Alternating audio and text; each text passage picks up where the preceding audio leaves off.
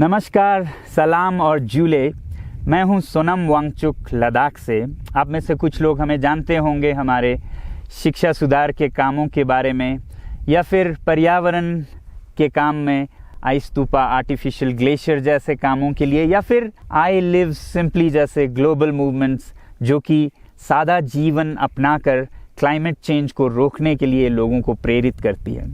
मगर दोस्तों, आज मैं इन चीज़ों के बारे में नहीं बल्कि आप लोगों को एक बहुत ही ज़रूरी संदेश देने के लिए आया हूं, जो कि चीन और भारत के बीच अभी जो टकराव और तनाव की स्थिति बनी है, इसके बारे में आपकी क्या जिम्मेदारी है।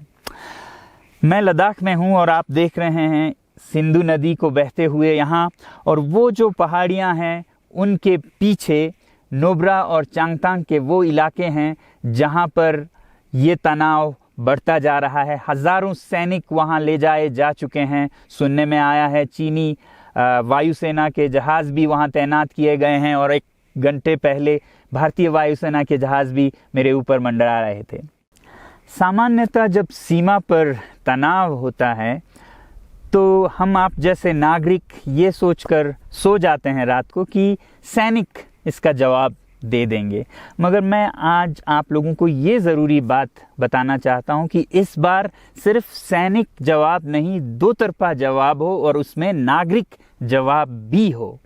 तो आप जैसे नागरिक दिल्ली, मुंबई और बेंगलोर और अनेक शहरों से क्या कर सकते हैं इसमें, ये समझने के लिए पहले हमें समझनी होगी चीन की ये हरकत और वो ऐसा क्यों कर रहा है। आपने देखा होगा कि ये सिर्फ भारत के साथ नहीं हो रहा है, बल्कि पिछले कई हफ्तों से चीन ये दक्षिण चीनी सागर में वियतनाम, ताइवान और अब हांगकांग के साथ भी छेड़खानी कर रहा है। और मेरा ये विश्लेषण है कि वो ये सब किसी देश के साथ दुश्मनी के वजह से ज़्यादा अपने अंदर की समस्याओं को सुलझाने के लिए कर रहा है। आज चीन को सबसे बड़ा डर है तो अपने जनता से डर है। उनकी 140 करोड़ की आबादी, जो कि एक बंधुआ मजदूर की तरह बिना मानवाधिकारों के चीनी तानाशाह सरकार के लिए काम करते हैं और उसे धनी बनाते हैं। जब वो नाराज़ हो जाए तो फिर एक क्रांति की सी परिस्थिति बन पड़ती है, और इससे चीन बहुत डरता है। आज कोरोना के प्रकोप के बाद चीन में फैक्ट्रियां बंद हैं, एक्सपोर्ट्स बंद हैं और बेरोज़गारी 20% तक बढ़ चुकी है। लोग बहुत नाराज़ हैं, क्रांति हो सकती है, तख्ता पलट हो सकता है। इसीलिए चीन पड़ोसियों से दुश्मनी करके अपनी जनता को अपने साथ जोड़ने में लगा हुआ है, और ये पहली बार नहीं कर रहा है। 1962 में जब भारत के साथ जंग की तो वो जंग भी उसने अपने जनता को संभालने के लिए की थी। तब 4 साल का अकाल और भूखमरी हुई थी, और इससे ध्यान हटाने के लिए ये जंग की थी। चीन के लिए अपनी जीडीपी और जो खुशहाली है उसे बढ़ाते रहना बहुत ही ज़रूरी है, और जिस दिन जीडीपी घट जाए वहाँ की जनता क्रांति के लिए तैयार है। मैं तो कहता हूँ कि इस बार भारत की बुलेट पावर से भी ज़्यादा वॉलेट पावर काम आएगी। जो नागरिक पैसा खर्चते हैं चीन के सामान को खरीदने में, ज़रा सोचिए, हम आप भारतीय उद्योग को मारकर चीन से मूर्तियों से कपड़ों तक हर साल 5 लाख करोड़ के सामान खरीदते हैं, और फिर यह पैसा आगे जाकर हमारे सीमा पर हथियार और बंदूक बनकर हमारे सैनिकों के मौत का कारण बन सकती हैं। तो इसलिए अगर हमारे देश के 130 करोड़ लोग और 3 करोड़ जो भारतीय बाहर के देशों में हैं, सब मिलकर भारत में और बल्कि दुनिया भर में एक boycott made in China movement या अभियान शुरू करते हैं, तो आज दुनिया भर में चीन के प्रति रोष है। हो सकता है कि सारी दुनिया साथ आए और इतने बड़े स्तर पर चीनी व्यापार का बॉयकॉट हो कि चीन को जिसका सबसे बड़ा डर था वही हो, यानी कि उसकी अर्थव्यवस्था डगमगाए और उसकी जनता रोष में आए, विरोध और तख्ता पलट।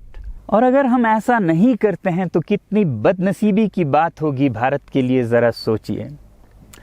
एक तरफ हमारे सेना सीमा पर जंग लड़ रही होगी और दूसरी तरफ हम आप चीनी सामान, मोबाइल से लेके कंप्यूटर्स, कपड़ों से लेके खिलौनों तक को खरीद कर उनकी सेना को पैसा भेज रहे होंगे, चीन की सेना को। ये तो हुई हार्डवेयर की बात। दूसरी तरफ हमारी युवा चीनी सॉफ्टवेयर, एप्स, गेम्स जैसे टिकटॉक, शेयरिट, इन सब में मस्त, उन्हें दूसरी तरफ से करोड़ों करोड़ों का पैसा भेज रहे होंगे। तो इसलिए बहुत ज़रूरी है कि हम एक नागरिक जवाब ज़रूर दें और इसे एक अभियान बनाएं, ग्लोबल मूवमेंट की तरह। ये बॉयकॉट मेड इन चाइना का जो अभियान है वो भारत के लिए भी एक वरदान साबित होगी। जैसा कि हमारे प्रधानमंत्री ने एक विजन हमें दिया था स्वावलंबन का, सेल्फ रिलायंस, वो तब हो सकता है जब हमारे अपने उद्योग फलें फूलें। और जब हम बॉयकॉट करते हैं इन सामान का तो अपने देश के उद्योग का, उत्पाद का हम प्रयोग करेंगे और उससे मजदूरों को रोजगारी मिलेगी और सारा देश खुशहाल होगा। बजट होगा कि हम और अच्छी तरह से टक्कर ले सकें सीमा पर भी। तो इसके लिए मैं आप लोगों से अपील करता हूं कि जहां तक ऐप्स और सॉफ्टवेयर की बात है तो हमारे युवाओं को एक हफ्ते में उन्हें अनइंस्टॉल करना चाहिए। Boycott made in China, software in a week and hardware in a year.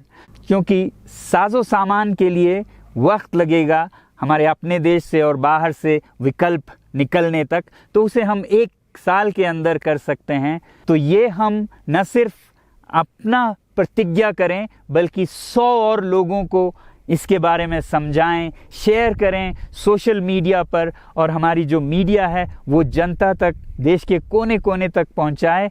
और जैसे ही इसका असर दिखने लगेगा, इंटरनेट से ऐप्स लाखों में, करोड़ों में अनइंस्टॉल होंगे, तो चीन को संदेश साफ जाएगा और यही एक तरीका उसे मेज़ पर पहुंचा सकती है जहां पर कि बातचीत हो शांति की। तो जाते जाते मैं ये बता दूं कि मैं क्या करने जा रहा हूं। इस फ़ोन पर जो भी चीनी ऐप्स हैं उन्हें तो मैं 1 हफ्ते में हटा रहा हूं, बल्कि ये फ़ोन जो कि चीन में बना है इसे भी मैं 1 हफ्ते में अपनी ज़िंदगी से अलग कर रहा हूं। और 1 साल के अंदर हर वो चीज़ जिस पे मेड इन चाइना लिखा है उसे ज़िंदगी से निकालने जा रहा हूं।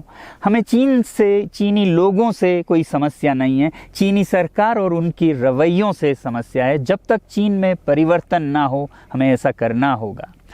और आप लोगों से मैं अपील करता हूं कि आप अपने शहर में, अपने मोहल्ले में ऐसे इवेंट्स करें जहां लोग प्रतिज्ञाएं करें कि चीनी सामान का बहिष्कार करें जब तक चीन में परिवर्तन ना हो।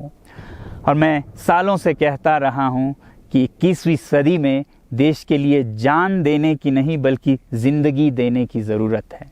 लद्दाख में बढ़ते हुए ये देश के लिए जान देने का कारोबार बहुत देखा, और जहां एक तरफ मैं सलाम करता हूं उन लोगों के लिए, उन लोगों को जिन्होंने देश के लिए जान दिया, मगर इस 21वीं सदी में मेरा ख्याल है कि देश के लिए जान देने की नहीं, ज़िंदगी देने की ज़रूरत है।